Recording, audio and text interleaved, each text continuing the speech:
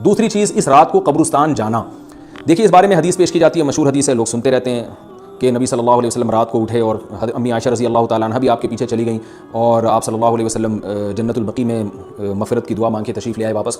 تو یہ حدیث انتہائی درجے کی ضعیف حدیث ہے, اور ایک تو ضعیف حدیث ہے, دوسری بات یہ کہ اگر ہم تھوڑی دیر کے لیے فرض کر لیں یہ صحیح حدیث ہے اور ہم کہتے ہیں کہ بھئی نبی صلی اللہ علیہ وسلم نے یہ عمل کیا ہے, تو صحابہ میں سے کسی سے ضعیف حدیث سے بھی ثابت نہیں ہے کہ کوئی اس رات قبرستان گئے ہوں. حضرت ابو بکر کے بارے میں کوئی روایت نہیں ملتی کہ اس رات قبرستان گئے ہوں, حضرت عمر کے بارے میں کوئی روایت نہیں ملتی, یا کسی ایک صحابی کے بارے میں نہیں. تو آپ مجھے بتائیں کہ یہ کیسی سنت ہے کہ جو صحابہ کی سمجھ میں نہیں آئی اور ہماری سمجھ میں آ گئی ہے. تو مشرکین مکہ یہ کہا کرتے تھے لو کان خیرا ما سبقونا الیہ, قرآن مجید کی آیت ہے کہ اگر یہ اسلام میں کوئی خیر ہوتی تو یہ صحابہ ہم سے پہل نہ کرتے. یہ صحابہ نے ہم سے پہل کیا ہے, اس کا مطلب ہے یہ اسلام خیر کا کام نہیں ہے. تو مشرکین کو صحابہ سے چونکہ نفرت تھی اس لیے کہتے تھے کہ یہ چونکہ اسلام کو فالو کر رہے ہیں تو یہ اس کی علامت ہے کہ اسلام خیر نہیں ہے, کیونکہ خیر میں تو ہم صحابہ سے آگے ہوتے ہیں. اپنے بارے میں ان کا یہ اس خوش فہمی میں مبتلا تھے وہ.